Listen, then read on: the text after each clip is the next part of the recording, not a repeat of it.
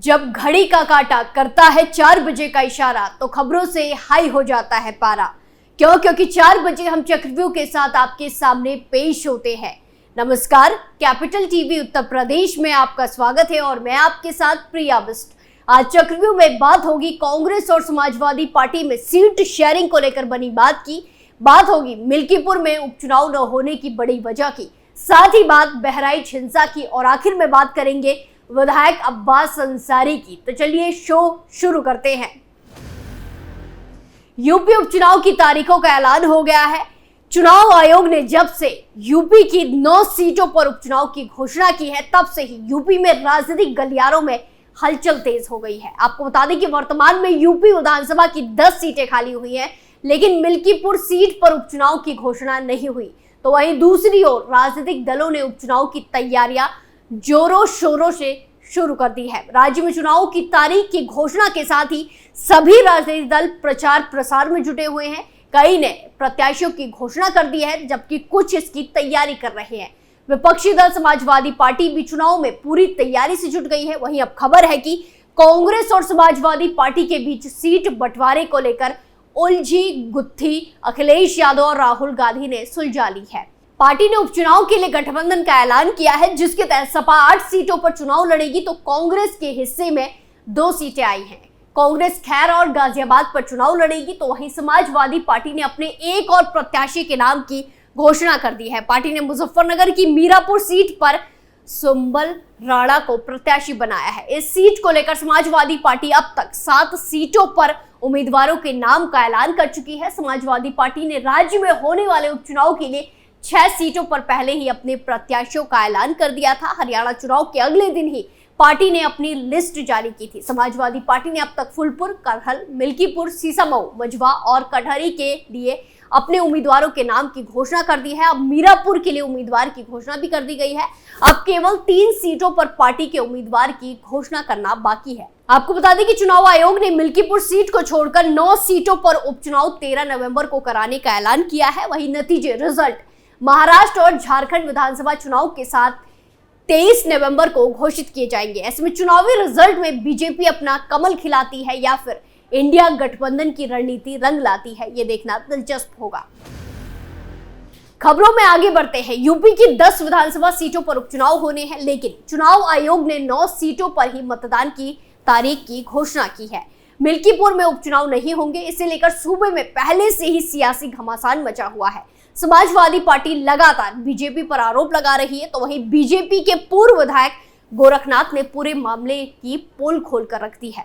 जहां मिल्कीपुर को लेकर हाईकोर्ट में याचिका दाखिल करने वाले पूर्व विधायक गोरखनाथ बाबा ने बताया कि सपा की वजह से इस सीट पर चुनाव फंसा है। बाबा गोरखनाथ का कहना है कि अगर हाईकोर्ट का केस खत्म हो जाए तो चुनाव आयोग उसी तारीख को मिल्कीपुर में भी चुनाव करवा सकता है। ऐसे में बाबा गोरखनाथ अपनी याचिका वापस लेने हाईकोर्ट पहुंचे, लेकिन सपा सांसद अवधेश प्रसाद ने वहां वकीलों की पूरी फौज भेज दी थी।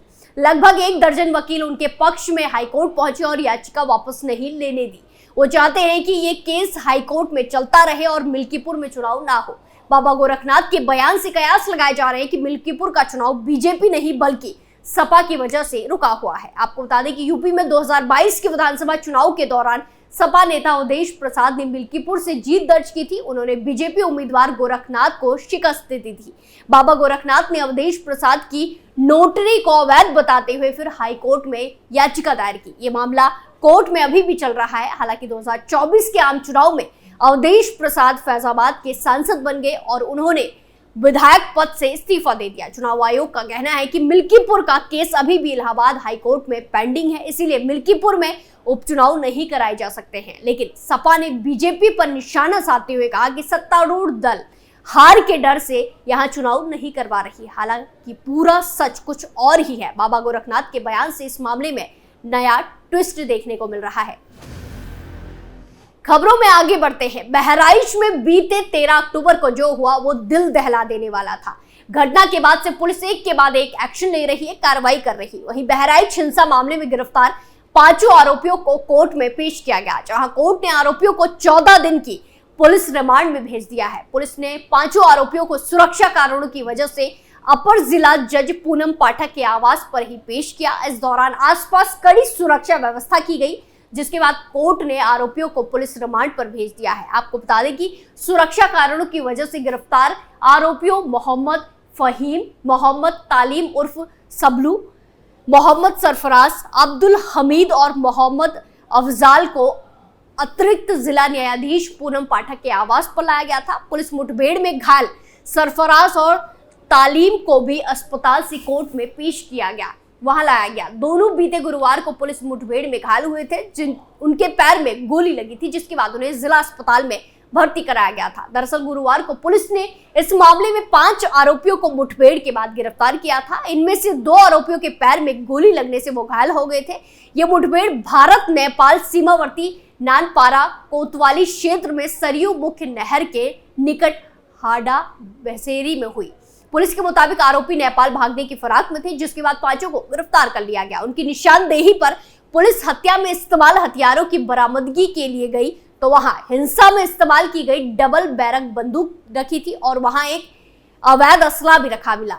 वहीं सभी आरोपियों के खिलाफ राष्ट्रीय सुरक्षा कानून के तहत और अन्य ठोस कार्रवाई की जाएगी। दूसरी तरफ मृतक राम गोपाल मिश्रा की पत्नी डॉली मिश्रा का भी बयान सामने आया है। डॉली मिश्रा ने पुलिस पर घूस लेने का आरोप लगाया और कहा कि उन्हें इंसाफ नहीं दिया जा रहा है, सिर्फ दिखाने के लिए 2 आरोपियों का एनकाउंटर किया गया, इसीलिए उनके पैर में गोली मारी गई है। खबरों में आगे बढ़ते हैं। मनी लॉन्ड्रिंग मामले में अब्बास अंसारी को सुप्रीम कोर्ट ने बड़ी राहत दी है। कोर्ट ने अब्बास अंसारी की जमानत को मंजूरी दे दी है। सुभाषपा विधायक को मनी लॉन्ड्रिंग केस और चित्रकूट जेल में अवैध तरीके से पत्नी से मुलाकात मामले में जमानत मिली है। हालांकि गैंगस्टर एक्ट से जुड़े लंबित आरोपी के कारण अभी अब्बास अंसारी जेल से बाहर नहीं निकल पाएंगे। वहीं कोर्ट ने इस बात पर भी जोर दिया कि अब्बास अंसारी को चल रही जांच में सहयोग करना होगा। आपको बता दें कि जस्टिस MM सुंदरेश और जस्टिस पंकज मित्तल की बेंच ने उन्हें जमानत दी है। कोर्ट ने अंसारी की याचिका पर 14 अगस्त को ईडी को नोटिस जारी किया था। इससे पहले इलाहाबाद हाई कोर्ट ने 9 मई को अब्बास अंसारी की याचिका खारिज कर दी थी। इसके बाद अंसारी ने हाई कोर्ट के आदेश को सुप्रीम कोर्ट में चुनौती दी थी। इस मामले में अंसारी पर 4 नवंबर 2022 को मामला दर्ज हुआ था। अब्बास अंसारी फिलहाल कासगंज जेल में बंद है। अब्बास को सुप्रीम कोर्ट से 2 मामलों में जमानत मिली। पहला मनी लॉन्ड्रिंग के मामले में उन्हें बेल मिली। इसके अलावा चित्रकूट जेल में बंद रहने के दौरान पत्नी से गैर कानूनी ढंग से मुलाकात मामले में भी जमानत मिली है। कोर्ट ने अब्बास अंसारी को जांच में सहयोग करने का आदेश दिया है। वहीं सुप्रीम कोर्ट ने गैंगस्टर एक्ट मामले में जमानत देने से इनकार किया। गैंगस्टर मामले में जमानत के लिए सुप्रीम कोर्ट ने हाई कोर्ट में याचिका दाखिल करने को कहा है। इस मामले में जमानत नहीं मिलने की वजह से अब्बास अंसारी फिलहाल जेल में ही रहेगा। वहीं गैंगस्टर मामले में अब्बास के वकील कपिल सिब्बल ने अतिरिक्त जमानत की मांग की है, लेकिन सुप्रीम कोर्ट ने अतिरिक्त जमानत की मांग ठुकरा दी, इनकार कर दिया। इससे सुप्रीम कोर्ट ने इलाहाबाद हाई कोर्ट को निर्देश दिया है कि वो गैंगस्टर मामले में जमानत याचिका पर 4 हफ्ते में सुनवाई पूरी करने का प्रयास करे, कोशिश करे। अब्बास के वकील कपिल सिब्बल ने कहा कि 1.5 साल से ज्यादा समय में जेल में है। अब्बास अंसारी के खिलाफ 4 सितंबर को गैंगस्टर का एक्ट लगाया गया था। चक्रव्यूह में फिलहाल के लिए इतना ही, फिर पेश होंगे सनसनीखेज खबरों के साथ। बाकी तमाम खबरों के लिए देखते रहिए कैपिटल टीवी उत्तर प्रदेश। नमस्कार।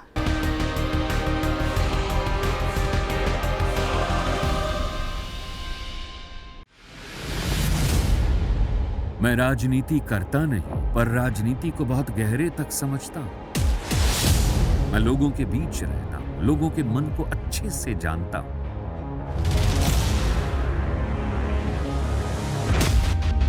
पब्लिक और पॉलिटिक्स की हर नब्ज को खूब पहचानता हूं। संघर्ष की सियासत से सत्ता के सिंहासन तक मैं हर खबर से खरा सच निकालता हूं। ना कोई दौड़, ना कोई race. Capital TV Uttar Pradesh.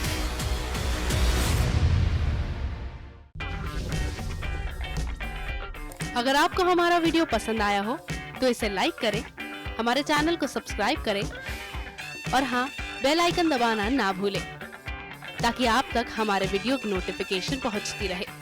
आप अपना सुझाव हमें कमेंट बॉक्स में दे सकते हैं। हमारे साथ जुड़ने के लिए शुक्रिया। अगर आपको हमारा वीडियो पसंद आया हो तो इसे लाइक करें, हमारे चैनल को सब्सक्राइब करें और हाँ, बेल आइकन दबाना ना भूलें ताकि आप तक हमारे वीडियो की नोटिफिकेशन पहुंचती रहे।